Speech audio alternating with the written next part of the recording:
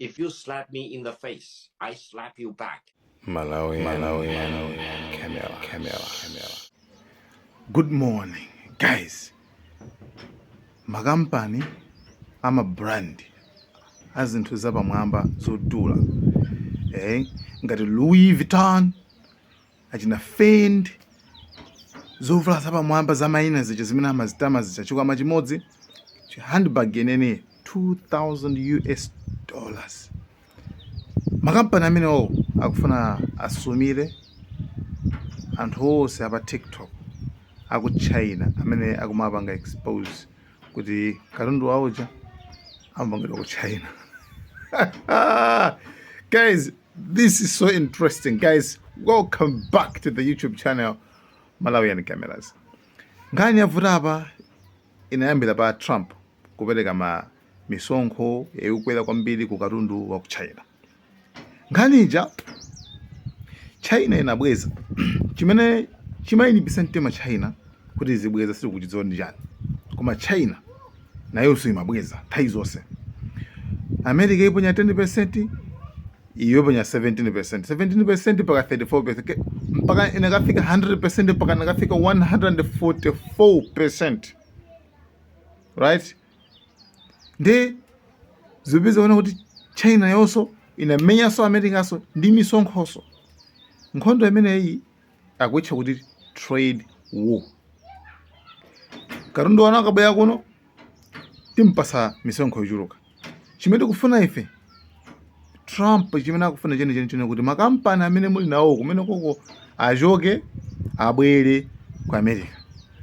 Ku Americako ndi kumene azipangira. That means inu ngati muli ndi materials yo muzitumiza ma raw materials. Sikamu inaso ndi imene imachitika makamaka ku maiko aku Africa. Amakuza nzuri mutumize ma raw materials. Foja ujayo sampanga process amene ujayo foja ujayo. Foja ujayo ndoti muzungu kugulisa azingopita amene kujako ndoti ukapanga ndi wacha. Zimene akapangire mufoja mujamo akazibweretsa ndeti amazigulisa mtengo mwagulisa uja ma times. Right? Something like muli tomato. Mukali tomato iwo aja kuzana munthu bwese tomato. Tomato yapi tomwe kujako akapanga tomato sauce.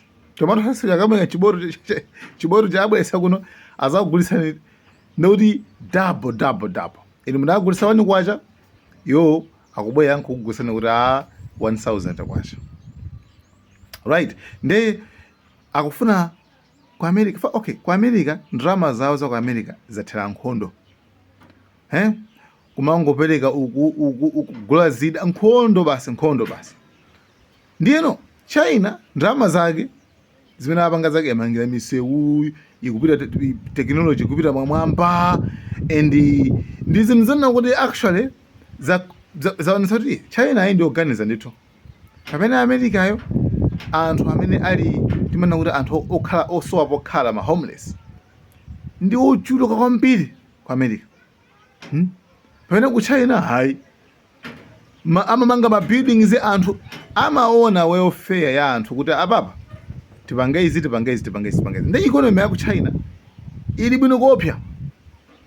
Ndi America yi ikungoziva zoti America is a superpower and nobody can deny that. Izo zimene amakhulupirira kuti America is a superpower. Ndi dzina limene lolo afuna kuti likhale pamwamba ndizingopitirira. Ndi scandal imene achitika ndiona kuti America China ifoti inapita pamwamba ndi kupanga zinthu pazoka mafactory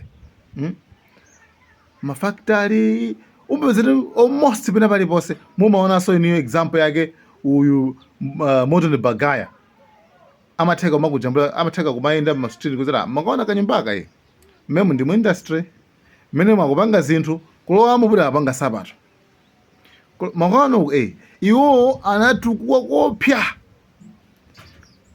ma fruits kwena kulikonse mwapeza. China chilichonse muchifuna niyo ku China.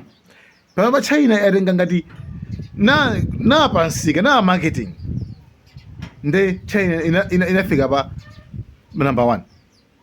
Right? Chabwino. ndiyeno panali issue nokuti ku America kunakhala kuli ma brand zinthu ngati zimene amagula anthu modula kopsa zimene kuna nazo ma Louis Vuitton, LV imene LV tili ndi ma Fendi, tili ndi zinthu zochuluka zambiri mbiri zimene amagula modula kwambiri. Imagine niyo kachokoma kamodzi kachokoma handbag yeneni kumagula $2 million imene ku Malawi mutha pala mmene yafikira drama kumagula ndi 6 million 7 million handbag imene.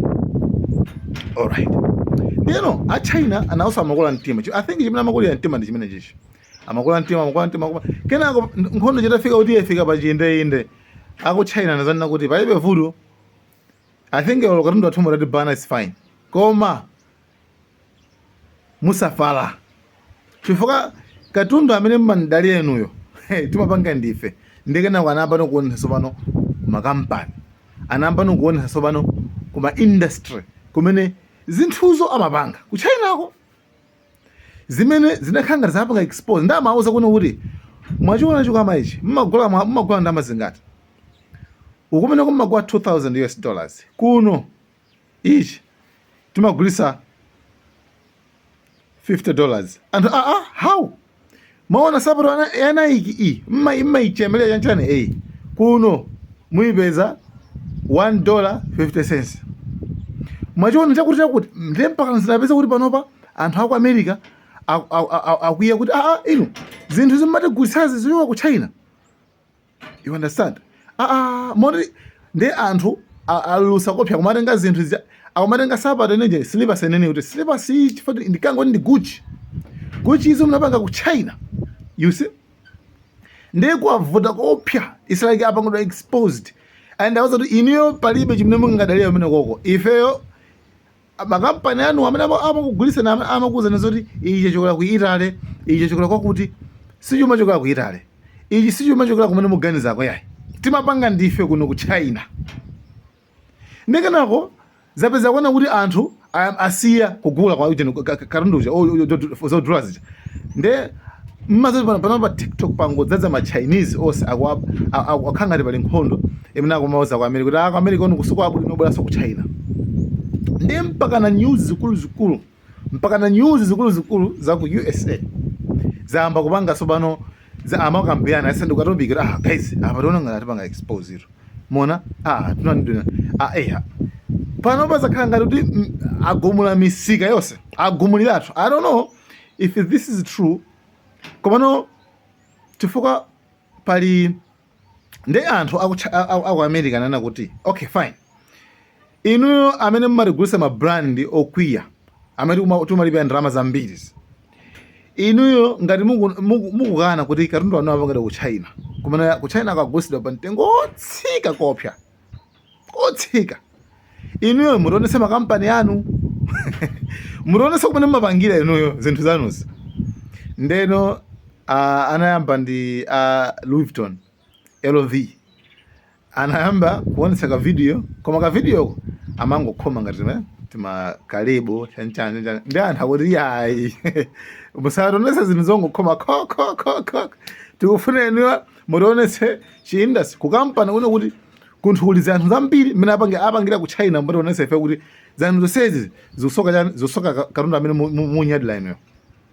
Ndi apapanga isilake madzi ali nkhosa makampani ambiri aku USA asowa chochita like akwiya chifuna kuti isilake awapanga expose awulula kuti katundu awo yamango atenga ku China nkongompanga lebo kuike ka brand kaoko kena kubasa mkurani ndikumagulitsa ma Americans pa mtengo wodula kopsa. Ndi mpaka napafika point ina kuti onse amene ma Chinese onse amene akumapanga expose ma Chinese onse amene akumapanga expose kuti yanchana kampani awuti ma Chinese amene wo aziwasumira ku court awuti awasumira anthu amene chifukwa akuwanongera business, right? Akuwanongera business. Ndi anyway guys, nkhondo imene ili pakalikiliki and akuluakulu sikuli bwino kwachemeratu kwaipiratu business.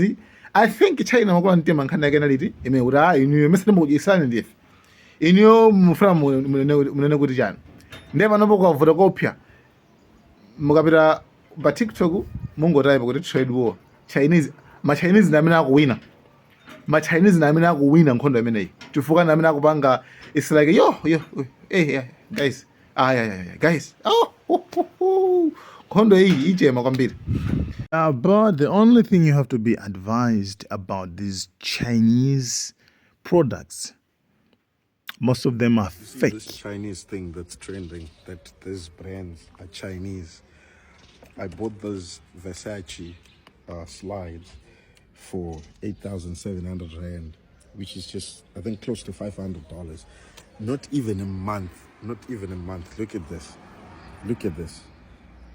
Not even a month. I mean, I've bought cheap stuff and they last longer. Look at the material that these guys use. Just look at this, guys. Look at this. Look at this.